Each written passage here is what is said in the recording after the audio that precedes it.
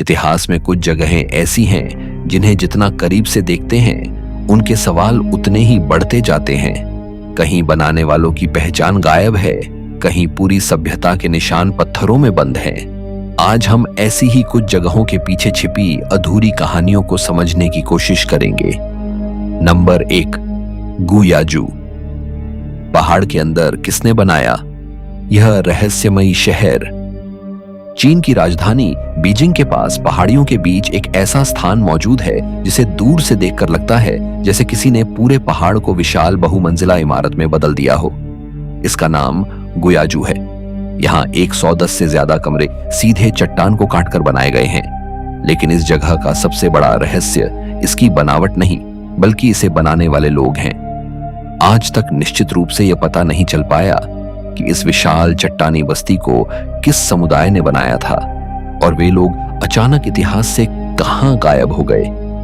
ये कमरे साधारण गुफाएं नहीं हैं। इनके भीतर पत्थर में काटी गई सीढ़ियां, खिड़कियां, दरवाजे और चिमनी जैसी संरचनाएं दिखाई देती हैं। यानी यहां रहने वालों ने केवल कुछ दिनों के लिए आश्रय नहीं लिया था, बल्कि उन्होंने लंबे समय तक रहने योग्य पूरा आवासीय क्षेत्र तैयार किया था। एक ही चट्टान के भीतर अलग अलग स्तरों पर कमरे बनाना आसान काम नहीं रहा होगा। सबसे पहले पत्थर काटना, फिर छत को इतनी मोटाई में छोड़ना कि वह टूटे नहीं, हवा और रोशनी के लिए रास्ते बनाना और कमरों को एक दूसरे से जोड़ना, यह सब किसी व्यवस्थित योजना की ओर इशारा करता है। लेकिन इतनी बड़ी योजना बनाने वाले लोगों का स्पष्ट लिखित इतिहास नहीं मिलता। यही बात गुयाजू को सामान्य पुरातात्विक स्थल से अलग बनाती है। कुछ कमरे छोटे हैं तो कुछ काफी बड़े दिखाई देते हैं, जिससे यह अनुमान लगाया जाता है कि सभी स्थानों का उपयोग एक जैसा नहीं रहा होगा। लेकिन किस कमरे का उपयोग किस उद्देश्य से होता था, इसका पूरा उत्तर आज भी मौजूद नहीं। क्या यहाँ रहने वाले लोग किसी युद्ध या हमले से बचने के लिए पहाड़ में छिप गए थे? क्या यह किसी अलग समुदाय की स्थायी बस्ती थी, या फिर इसकी दुर्गमता ही उनकी सुरक्षा थी? सवाल बहुत हैं, लेकिन पत्थर खामोश हैं। आज इन खाली कमरों में केवल हवा गुजरती है। खिड़कियां अब भी पहाड़ों की ओर खुलती हैं, सीढ़ियां अब भी एक स्तर से दूसरे स्तर तक जाती हैं, लेकिन उन्हें बनाने वालों का कोई चेहरा हमारे सामने नहीं। ऐसा लगता है जैसे पूरा शहर बच गया, लेकिन शहर बनाने वाले लोग अपनी पहचान साथ लेकर चले गए। Number 2, terracotta army. जमीन के नीचे खड़ी मृत सम्राट की सेना। चीन की जमीन के नीचे 2000 वर्षों से अधिक समय तक एक ऐसी सेना छिपी रही जिसके सैनिक कभी सांस नहीं लेते थे, फिर भी हर चेहरा किसी जीवित योद्धा जैसा दिखाई देता है। यह है टेराकोटा आर्मी। यहां हजारों मिट्टी के सैनिक, घोड़े और युद्ध से जुड़ी आकृतियां एक व्यवस्थित सेना की तरह खड़ी मिली। इस विशाल परियोजना का संबंध चीन के पहले सम्राट चिन शी हुआंग से था। स्रोत के अनुसार पूरे समाधि परिसर पर लगभग 38 वर्षों तक काम हुआ और लगभग 7 लाख मजदूर तथा कारीगर इससे जुड़े थे। लेकिन सबसे हैरान करने वाली बात सैनिकों की संख्या नहीं, बल्कि उनके चेहरे हैं। 8000 से अधिक सैनिकों में बालों की शैली, चेहरे की बनावट, भाव और कपड़ों में अंतर दिखाई देता है। ऐसा नहीं लगता कि एक ही मूर्ति को बार बार दोहराया गया हो, मानो प्रत्येक सैनिक की अपनी पहचान हो। उनके साथ हजारों वास्तविक कांस्य हथियार भी रखे गए थे। स्रोत 40,000 से अधिक हथियारों का उल्लेख करता है और कई हथियार इतने लंबे समय जमीन के नीचे रहने के बाद भी आश्चर्यजनक अवस्था में मिले। इस पूरी सेना का उद्देश्य केवल सजावट नहीं था। सम्राट मृत्यु के बाद भी अपनी सत्ता और सुरक्षा को जारी रखना चाहता था, इसलिए उसके लिए दूसरी दुनिया में भी एक सेना तैयार की गई। लेकिन असली रहस्य वहां से शुरू होता है जहां टेराकोटा सैनिक समाप्त होते हैं। ये योद्धा मुख्य समाधि के बाहर है। स्वयं चिन शी हुआंग की केंद्रीय कब्र आज भी पूरी तरह नहीं खोली गई है। प्राचीन विवरणों में कब्र के भीतर एक विशाल भूमिगत संसार, महलों के प्रतिरूप और पारे की नदियों जैसी बातें दर्ज हैं। आधुनिक परीक्षणों में क्षेत्र में पारे की असामान्य मात्रा की चर्चा भी होती रही है, लेकिन स्रोत का मुख्य बिंदु यही है कि केंद्रीय कक्ष अब भी बंद है। यही सोच सबसे ज्यादा रोमांच पैदा करती है। यदि बाहर ही हजारों सैनिक और हजारों हथियार मौजूद थे तो अंदर क्या रखा गया होगा? क्या सम्राट का शव सुरक्षित है? क्या वहां वास्तव में एक भूमिगत साम्राज्य बनाया गया था? फिलहाल कोई निश्चित उत्तर नहीं। दुनिया ने उसकी सेना देख ली है, लेकिन जिस व्यक्ति की सुरक्षा के लिए वह सेना बनाई गई थी वह आज भी जमीन के भीतर छिपा हुआ है। मानो 2000 साल बाद भी सम्राट की अंतिम सुरक्षा दीवार पूरी तरह टूटी नहीं। नंबर 3, स्केलिगमाइकल।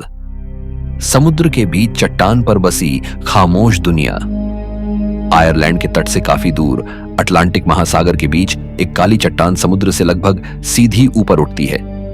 इसकी ऊंचाई करीब 656 फीट है और चारों ओर केवल तेज हवा, विशाल लहरें और खुला समुद्र दिखाई देता है। इस जगह का नाम स्केलिगमाइकल है। आज भी वहां पहुंचना आसान नहीं, लेकिन करीब 6ठी शताब्दी में कुछ भिक्षुओं ने इसी चट्टान पर अपना घर बनाने का निर्णय लिया था। यही निर्णय इस स्थान की कहानी को रहस्यमयी बना देता है। आखिर किसी ने ऐसी जगह क्यों चुनी जहां खेती लगभग असंभव थी, सुरक्षित उतरने की जगह सीमित थी और बाहरी दुनिया से संपर्क मौसम की दया पर निर्भर था? यहां मौजूद छोटे पत्थर के घर मधुमक्खी के छत्ते जैसे दिखाई देते हैं।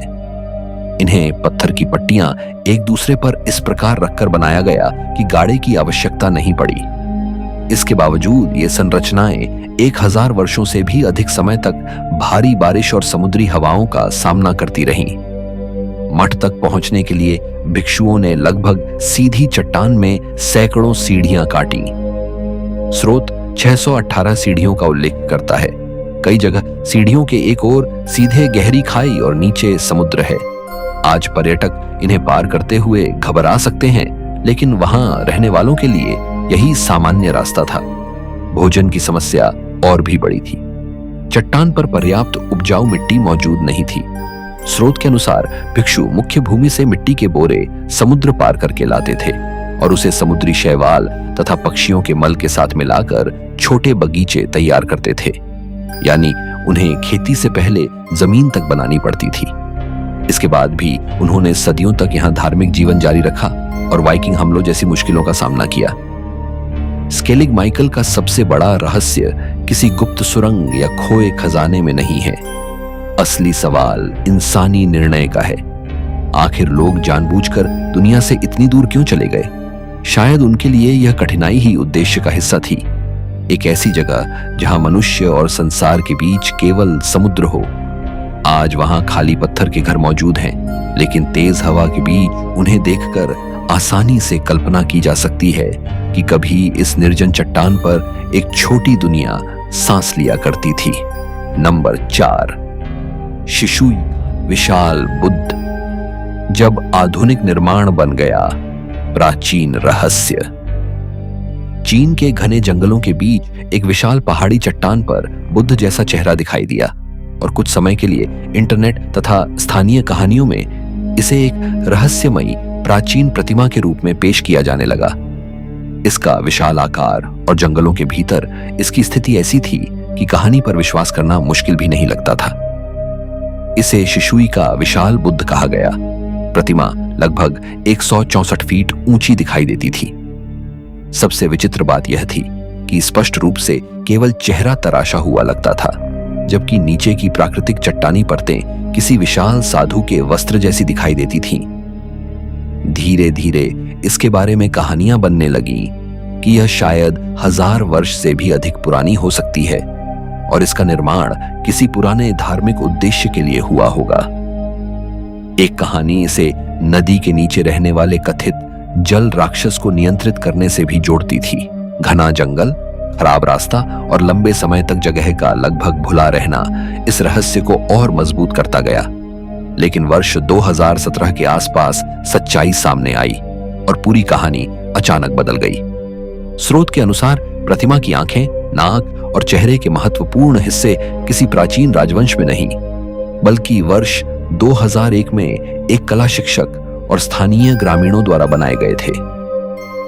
पहाड़ की प्राकृतिक बनावट पहले से ही किसी विशाल शरीर और वस्त्र जैसी दिखाई देती थी। निर्माताओं ने उसमें कुछ विशेष हिस्से जोड़कर उसे बुद्ध का रूप दे दिया।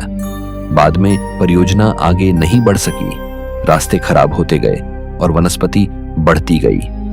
कुछ ही वर्षों में स्थान फिर से लगभग भुला दिया गया। जब बाद में इसकी तस्वीरें सामने आईं, तो निर्माण की वास्तविक कहानी अधिकांश लोगों को मालूम नहीं थी। वहीं से आधुनिक संरचना ने प्राचीन रहस्य का रूप लेना शुरू कर दिया। यही इस जगह की सबसे दिलचस्प बात है।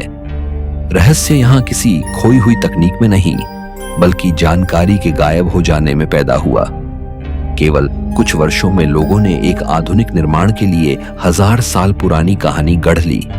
कल्पना कीजिए, अगर बनाने वाले लोगों की पहचान कभी सामने न आती, तो आने वाली पीढ़ियां इसे किस युग का मानती। शिशुई का बुद्ध बताता है कि हर रहस्यमयी चीज का रहस्य उसके निर्माण में नहीं होता। कभी कभी असली रहस्य यह होता है कि एक कहानी आखिर इतनी तेजी से इतिहास कैसे बन गई। Number 5, Dunluce castle. समुद्र के किनारे धीरे धीरे खत्म होता किला। उत्तरी आयरलैंड के अटलांटिक तट पर एक प्राचीन किला ऐसी चट्टान पर खड़ा है जिसके नीचे लगातार समुद्र की विशाल लहरें टकराती रहती हैं। इस किले का नाम डनलूस कैसल है। दूर से देखने पर यह ऐसा लगता है जैसे किला जमीन पर नहीं, बल्कि समुद्र के ऊपर किसी टूटते हुए पत्थर पर संतुलित हो। मुख्य भूमि और किले के बीच एक गहरी खाई है, जिसे पार करने के लिए संकरे पुल का सहारा लेना पड़ता था। यही भूगोल कभी किले की सबसे बड़ी सुरक्षा था। किसी सेना के लिए सीधे हमला करना आसान नहीं था और समुद्र तथा खड़ी चट्टानें प्राकृतिक दीवार का काम करती थीं। लेकिन समय के साथ वही प्रकृति जिसने इसे सुरक्षित बनाया था, किले की सबसे बड़ी दुश्मन बन गई। चट्टान के नीचे लगातार टकराती लहरें और तेज समुद्री हवा बेसाल्ट की किनारियों को धीरे धीरे काटती रहीं। स्रोत में वर्ष 1639 की एक घटना का उल्लेख है, जब चट्टान का एक हिस्सा समुद्र में गिर गया और उसके साथ किले की रसोई भी प्रभावित हुई। स्रोत कई नौकरों के गिरने का भी उल्लेख करता है। इस घटना की कल्पना ही डर पैदा करती है। किसी कमरे के भीतर सामान्य दिन चल रहा हो और अचानक उसके नीचे की जमीन ही गायब हो जाए। डनलूस की मुश्किल केवल प्राकृतिक कटाव नहीं थी। किले तक हर निर्माण सामग्री और रोजमर्रा की जरूरत का सामान पुल पार करके ले जाना पड़ता था। भारी पत्थर, लकड़ी, भोजन और पानी, सब कुछ उस दुर्गम किनारे तक पहुंचाया जाता था। सुरक्षा के लिए चुनी गई जगह जीवन को भी कठिन बना रही थी। आज किले का बड़ा हिस्सा खंडहर है। कई दीवारों और खिड़कियों के पीछे अब कमरे नहीं, सीधे समुद्र दिखाई देता है। फिर भी इसकी मुख्य संरचनाएं सदियों से उसी किनारे पर टिकी हुई हैं। शायद डनलूस का सबसे बड़ा रहस्य यह नहीं कि इसे यहां क्यों बनाया गया, उसका उत्तर सुरक्षा हो सकता है। ज्यादा विचित्र बात यह है कि यह अब तक बचा कैसे हुआ है। समुद्र लगातार चट्टान को काट रहा है और भविष्य में कटाव जारी रहेगा। कभी यहां रहने वाले लोग समुद्र को अपनी रक्षा मानते थे। आज वही समुद्र धीरे धीरे उस किले की जमीन वापस ले रहा है। ऐसा लगता है जैसे डनलूस का अंतिम अध्याय अब भी लिखा जाना बाकी है। नंबर 6, उपलिस्त सिखे। जब एक पहाड़ को पूरा शहर बना दिया गया। जॉर्जिया में एक विशाल बलुआ पत्थर की पहाड़ी के भीतर ऐसी दुनिया छिपी हुई है जिसे दूर से देखकर पहचानना मुश्किल है। इस जगह का नाम उपलिस्त सिखे है। लगभग 3000 वर्ष पहले लोगों ने यहां सामान्य तरीके से ईंट और पत्थर जोड़कर इमारतें खड़ी करने के बजाय पूरे पहाड़ को काटना शुरू किया। धीरे धीरे गुफाएं, कक्ष, रास्ते और सुरंगें बनती गईं और एक प्राकृतिक चट्टान पूरी नगरी में बदल गई। स्रोत में लगभग 700 गुफाओं से बने नेटवर्क का उल्लेख किया गया है। हालांकि समय के साथ इनमें से काफी हिस्से नष्ट हो चुके हैं। यहां केवल लोगों के सोने के लिए छोटे कमरे नहीं थे। अलग अलग स्थानों का उपयोग धार्मिक गतिविधियों, जीवन और रक्षा से जुड़ी जरूरतों के लिए होता था। कुछ चट्टानी छतों को इतनी बारीकी से काटा गया कि वे लकड़ी से बने बीम जैसी दिखाई देती हैं। यानी कारीगरों ने पत्थर को केवल उपयोगी आकार नहीं दिया, बल्कि उसमें दूसरी निर्माण सामग्री की नकल तक उतार दी। पूरे क्षेत्र में सुरंगें और प्राकृतिक वायु मार्ग बनाए गए थे, क्योंकि पहाड़ के भीतर रहने के लिए हवा और आवाजाही दोनों आवश्यक थे। स्रोत इसे लगभग 20,000 लोगों तक की क्षमता वाली नगरी के रूप में वर्णित करता है। यदि इतनी बड़ी आबादी वास्तव में यहां रहती थी तो पहाड़ के अंदर दैनिक जीवन की कल्पना करना ही विचित्र लगता है। सबसे कठिन चीज इसकी निर्माण प्रक्रिया रही होगी। सामान्य इमारत में गलती होने पर दीवार तोड़कर दोबारा बनाई जा सकती है, लेकिन यहां एक ही मूल चट्टान काम की सामग्री थी। कोई हिस्सा जरूरत से ज्यादा काट दिया जाता तो उसे वापस नहीं जोड़ा जा सकता था। इसके बावजूद अलग अलग पीढ़ियों ने इस पहाड़ के भीतर अपने कमरे और सार्वजनिक स्थल बनाते हुए शहर का विस्तार किया। समय के साथ युद्ध और सत्ता परिवर्तन हुए और उपलिस्त सिखे का महत्व घटने लगा। आखिरकार वह दुनिया जो कभी लोगों से भरी हुई थी, खाली होती चली गई। आज जब यहाँ की सुरंगों और कक्षों में चला जाता है तो हर तरफ पत्थर है, लेकिन वह प्राकृतिक चट्टान नहीं लगती। ऐसा महसूस होता है मानो किसी ने पूरे पहाड़ को भीतर से सोच समझकर बदल दिया हो। उपलिस्त सिक्के का रहस्य यही है, इन लोगों ने पहाड़ को रास्ते की बाधा नहीं माना, उन्होंने पहाड़ को ही अपना शहर बना लिया। नंबर 7, नान मडोल। समुद्र के बीच हजारों टन पत्थरों का रहस्यमयी शहर। प्रशांत महासागर में माइक्रोनेशिया के पोनपेई द्वीप के पास पानी के बीच पत्थरों से बनी एक ऐसी प्राचीन नगरी मौजूद है जो आज भी इंजीनियरिंग से जुड़े कई सवाल खड़े करती है। इसका नाम नान मडोल है। यहाँ लगभग 92 कृत्रिम द्वीप बनाए गए थे और उनके बीच पानी के संकरे रास्ते गुजरते थे। इसी कारण इसे कई बार प्रशांत महासागर की वेनिस भी कहा जाता है।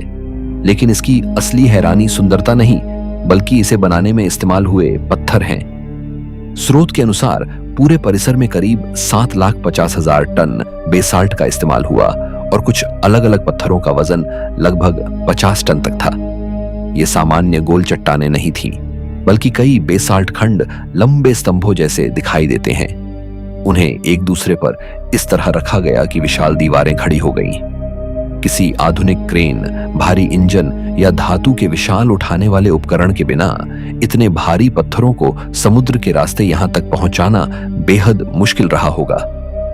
यही कारण है कि नान मडोल के निर्माण को लेकर स्थानीय कथाएं भी पैदा हुईं। कुछ कहानियों में जादुई तरीके से पत्थरों को हवा में उठाने तक की बातें कही जाती हैं। स्रोत कुछ पत्थरों के चुंबकीय गुणों से जुड़ी किंवदंतियों का भी उल्लेख करता है। इन कथाओं को ऐतिहासिक तथ्य नहीं माना जा सकता, लेकिन उनका पैदा होना ही बताता है कि निर्माण का पैमाना स्थानीय लोगों को कितना असाधारण लगता था। शहर की दूसरी बड़ी समस्या जीवन से जुड़ी थी। इन कृत्रिम द्वीपों पर पीने के लिए मीठे पानी का प्राकृतिक स्रोत नहीं था और खेती के लिए पर्याप्त जमीन भी नहीं थी। इसका मतलब है कि यहाँ रहने वाले लोगों को भोजन और पानी के लिए नावों द्वारा आने वाली आपूर्ति पर निर्भर रहना पड़ता था। तो फिर सत्ता और धार्मिक गतिविधियों का इतना महत्वपूर्ण केंद्र ऐसी असुविधाजनक जगह पर क्यों बनाया गया? शायद अलगाव ही शक्ति का प्रतीक था, या पानी से घिरे इस परिसर का कोई धार्मिक महत्व था। आज नान मडोल में कोई विशाल आबादी नहीं रहती। समुद्र पुराने रास्तों के बीच बहता है और भारी बेसाल्ट की दीवारें खामोश खड़ी हैं। इन्हें देखकर सबसे बड़ा सवाल वही है, एक अपेक्षाकृत छोटे द्वीपीय समाज ने समुद्र के ऊपर इतना विशाल पत्थर का शहर आखिर किस तरह खड़ा किया? नंबर 8, अजंता की गुफाएं। पहाड़ के अंधेरे में छिपी प्राचीन दुनिया। महाराष्ट्र में वाघोरा नदी एक गहरी घोड़े की नाल जैसी घाटी से होकर गुजरती है। इसी घाटी की विशाल बेसाल्ट चट्टान के भीतर 30 प्राचीन गुफाएं बनाई गईं, जिन्हें आज अजंता की गुफाओं के नाम से जाना जाता है। लेकिन ये कोई प्राकृतिक गुफाएं नहीं हैं, जिन्हें थोड़ा सुधार कर इस्तेमाल कर लिया गया हो। प्राचीन कारीगरों ने ठोस पहाड़ के भीतर से हजारों टन चट्टान निकालकर मंदिर, मठ, विशाल सभागार, स्तंभ और बुद्ध की प्रतिमाएं तैयार की। निर्माण प्रक्रिया की सबसे मुश्किल बात यही थी कि भवन को अलग अलग पत्थरों से नहीं बनाया जा रहा था। जो चट्टान बचाई जाती वही अंतिम दीवार छत या स्तंभ बन जाती। यदि किसी कारीगर से स्तंभ जरूरत से ज्यादा पतला कट जाता या छत का कोई हिस्सा टूट जाता तो उसे नए पत्थर से बदलना संभव नहीं था। हर प्रहार के पीछे पहले से सोची गई योजना जरूरी थी। कई स्थानों पर काम ऊपर से नीचे की दिशा में किया गया, यानी पहाड़ के भीतर प्रवेश करने से पहले कारीगरों को लगभग अनुमान होना चाहिए था कि अंतिम कक्ष कितना गहरा होगा और कौन सा हिस्सा हटाना है तथा कौन सा छोड़ना है। लेकिन अजंता की सबसे हैरान करने वाली चीज केवल उसकी वास्तुकला नहीं है। इन अंधेरे कमरों की दीवारों और छतों पर बारीक चित्र बनाए गए। इनमें धार्मिक कथाएं, मनुष्य, वस्त्र और उस समय के जीवन से जुड़े कई दृश्य दिखाई देते हैं। लगभग 2000 वर्ष पहले गुफाओं के अंदर रोशनी की समस्या भी रही होगी। आज हम कृत्रिम प्रकाश में दीवार की एक छोटी पेंटिंग बनाने में समय लगाते हैं, लेकिन उन कलाकारों ने सीमित प्रकाश में बड़े क्षेत्र पर अनुपात और महीन विवरण बनाए। ये रंग सदियों के बाद भी कई स्थानों पर दिखाई देते हैं। शायद सबसे रहस्यमयी बात निर्माण करने वालों की दृष्टि है। जब आज कोई व्यक्ति पहाड़ की खाली सतह देखता है तो उसे केवल पत्थर दिखाई देता है, लेकिन प्राचीन कारीगरों को उसी चट्टान में स्तंभ, सभागार और मूर्तियों वाली पूरी दुनिया दिखाई दी होगी। उन्होंने मंदिर को बनाया कम और पहाड़ के भीतर से निकाला ज्यादा। यही वजह है कि अजंता को देखते समय बार बार एक सवाल मन में आता है, क्या उन्हें पहला पत्थर काटने से पहले ही अंतिम गुफा अपने दिमाग में साफ दिखाई देती थी? नंबर 9, कैलासा मंदिर। महाराष्ट्र के एलोरा में स्थित कैलासा मंदिर को देखकर पहली नजर में लगता है कि इसे भी किसी दूसरे विशाल मंदिर की तरह हजारों पत्थरों को जोड़कर बनाया गया होगा। लेकिन इसकी असली कहानी इससे बिल्कुल उलट है। यह पूरा मंदिर एक ही विशाल चट्टान से काटकर बनाया गया है। प्राचीन कारीगरों ने पहाड़ के ऊपर से पत्थर हटाना शुरू किया और नीचे की ओर बढ़ते गए। यानी सामान्य भवन की तरह नींव से शिखर नहीं बनाया गया, बल्कि पहले शिखर का क्षेत्र निर्धारित हुआ और उसके आसपास की अतिरिक्त चट्टान हटाते हुए पूरा मंदिर बाहर निकाला गया। यही तरीका इसे असाधारण रूप से जोखिम भरा बनाता था। एक गलत प्रहार किसी स्तंभ, मूर्ति या संरचनात्मक हिस्से को हमेशा के लिए खराब कर सकता था। टूटे हुए भाग को दूसरी चट्टान लगाकर ठीक करना सरल नहीं था, क्योंकि पूरे परिसर की मुख्य संरचना उसी एक मूल पत्थर से जुड़ी हुई है। स्रोत के अनुसार इसका निर्माण राजा कृष्ण प्रथम के समय से जोड़ा जाता है और अनुमान है कि विशाल मात्रा में चट्टान हटाई गई, लगभग 2 लाख से 4 लाख टन तक। इतना पत्थर काटना अपने आप में कठिन था, लेकिन उसके बाद दूसरा सवाल पैदा होता है, सारा मलबा हटाया कैसे गया? संकरे क्षेत्र में लाखों टन पत्थर के टुकड़ों को मानव श्रम की सहायता से बाहर ले जाना किसी अलग विशाल परियोजना जैसा रहा होगा। इसके साथ केवल बड़े आकार का निर्माण नहीं किया गया, उसी चट्टान में बारीक मूर्तियां, हाथियों की आकृतियां, मंडप और स्तंभ भी निकाले गए। इसका अर्थ है कि प्रारंभिक योजना में बेहद सटीक माप आवश्यक रहे होंगे। स्रोत लगभग 18 वर्षों की निर्माण अवधि का उल्लेख करता है, जो इस पैमाने को देखते हुए और भी आश्चर्य पैदा करता है। मंदिर के आसपास वर्षा का पानी जमा न हो, इसके लिए चट्टान में जल निकासी के मार्ग भी काटे गए। यानी कारीगर केवल दिखने वाली संरचना नहीं बना रहे थे, बल्कि उन्हें मौसम और पानी के व्यवहार की भी जानकारी थी। कैलासा को देखकर असली रहस्य किसी काल्पनिक शक्ति में ढूंढने की जरूरत नहीं पड़ती, वास्तविक इंजीनियरिंग ही काफी है। पहाड़ की चोटी पर खड़े होकर किसी व्यक्ति ने पहले यह कल्पना की होगी कि इस ठोस चट्टान के अंदर पूरा मंदिर मौजूद है, और फिर हजारों कामगारों ने वर्षों तक केवल अतिरिक्त पत्थर हटाकर उस कल्पना को वास्तविकता में बदल दिया। नंबर 10, लेशान का विशाल बुद्ध। 3 नदियों के सामने बैठा पत्थर का महादैत्य। चीन के सिचुआन क्षेत्र में जहां 3 नदियां मिलती हैं, एक विशाल चट्टान की दीवार में बैठी हुई बुद्ध की ऐसी प्रतिमा बनाई गई है जिसकी वास्तविक विशालता तस्वीरों में समझना मुश्किल है। इसे लेशान का विशाल बुद्ध कहा जाता है। यह प्रतिमा इतनी ऊंची है कि इसे लगभग 24 मंजिला इमारत के बराबर बताया जाता है। नीचे खड़ा इंसान इसके पैर के सामने बेहद छोटा दिखाई देता है। लगभग 1300 वर्षों से यह विशाल पत्थर की आकृति उन्हीं नदियों की ओर दिखती हुई बैठी है। इसका निर्माण किसी अलग स्थान पर पत्थर काटकर नहीं किया गया था। कारीगरों ने नदी के किनारे मौजूद विशाल बलुआ पत्थर की चट्टान को सीधे काटना शुरू किया और धीरे धीरे उसी पहाड़ के भीतर से बुद्ध की आकृति बाहर निकाली। केवल चेहरे या शरीर का आकार बनाना ही चुनौती नहीं था, इतने विशाल पैमाने पर अनुपात सही रखना बेहद कठिन रहा होगा। जब कारीगर प्रतिमा के चेहरे पर काम कर रहा हो तो वह नीचे बैठे पूरे शरीर को एक साथ देख ही नहीं सकता। फिर भी अंतिम आकृति का संतुलन बनाए रखा गया। लेकिन इस विशाल बुद्ध की सबसे दिलचस्प चीज बाहर से दिखाई नहीं देती। स्रोत के अनुसार इसके सिर और बाहों सहित कई हिस्सों में छिपी जल निकासी व्यवस्था बनाई गई थी। इसका उद्देश्य बारिश के पानी और नमी को नियंत्रित करना था, ताकि पानी चट्टान के भीतर ज्यादा समय तक जमा होकर प्रतिमा को तेजी से नष्ट न करे। शायद यही प्राचीन व्यवस्था इसके इतने लंबे समय तक टिकने के कारणों में से एक रही।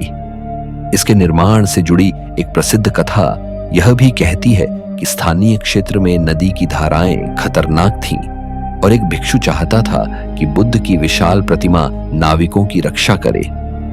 निर्माण के दौरान काटे गए बड़ी मात्रा के पत्थर नदी में गिरे, जिससे कथाओं के अनुसार जलधारा में कुछ बदलाव आया और पानी अपेक्षाकृत शांत हुआ।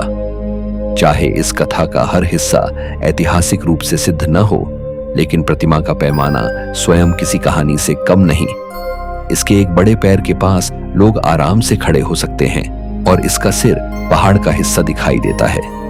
असली आश्चर्य यही है कि प्राचीन कारीगरों ने केवल चट्टान पर बुद्ध की तस्वीर नहीं बनाई, उन्होंने पूरे पहाड़ के एक हिस्से को बुद्ध में बदल दिया और उसमें ऐसी व्यवस्था भी छिपाई जो सदियों तक उसे बारिश से लड़ने में मदद करती रही। इन जगहों की सबसे खास बात यही है कि समय ने बहुत कुछ मिटा दिया, लेकिन सारे सवाल नहीं मिटा पाया। आज के वीडियो में इतना ही। ऐसी ही रहस्यमयी जगहों और इतिहास की अनसुलझी कहानियों के साथ फिर मिलेंगे।